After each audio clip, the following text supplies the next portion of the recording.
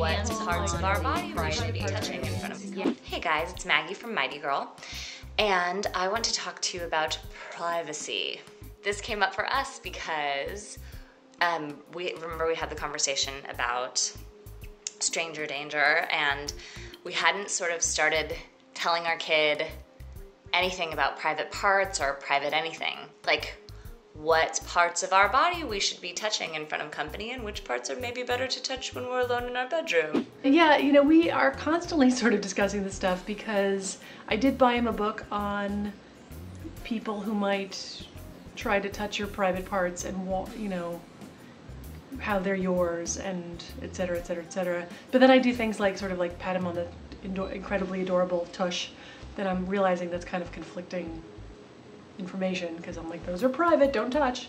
Because then when he does it to me, I get really annoyed. It is impossible not to touch the tushy. Tushy, tushy, tushy, tushy. Oh my God, it's cute. Shut up, Lana. Oh, you're so cute. I think modesty kicks in with number 2.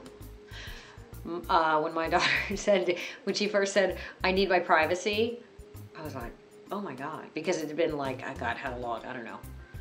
2.5 years of mommy, you know, so I was a little like, oh, okay. We started teaching Hank what privacy meant, and he got the general concept, but he started saying that anything he didn't want us to touch was private. Like he was playing with his little train set, and I went to get it from him because it was time to go to school. So he's playing and I go, honey, you need to give me the train. And he goes, no, Mom, it's private. And I was like, touche, kid.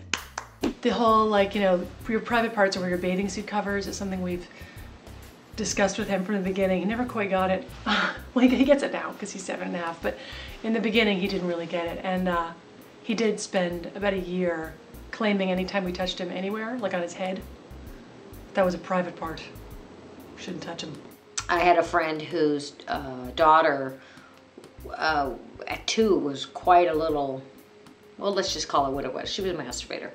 And, you know, they were like, oh my God, I don't want to give her a complex, but she's doing it right on the living room. And so they tried to do the, you know, it's really nice that you touch yourself, but it's probably better if you touch yourself in your room.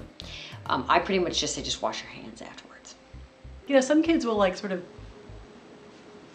you know, absentmindedly grab, or he's, you know, got some friends who for years would just walk around with their hands in their pants, just for the heck of it, like for security.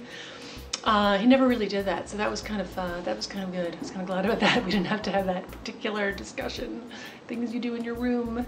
Kind of not sure how far to push it. Do you need to wait till they're a certain age before you're like, yeah, maybe moving the hands out of the area when we're watching TV or whatever? I think kids kind of tell you that there are different degrees of modesty, you know, because and wanting privacy. Like I remember when my stepson, you know, his door was always open until a few years ago, and then once he started shutting the door, then it was a little more like, okay, dinner's ready. Anyway, I would love some advice, and I'd love to hear what your experiences have been with this and what you think and how you raise a kid who has like a healthy concept of self without subjecting other people to their healthy concept of self, if you know what I'm saying.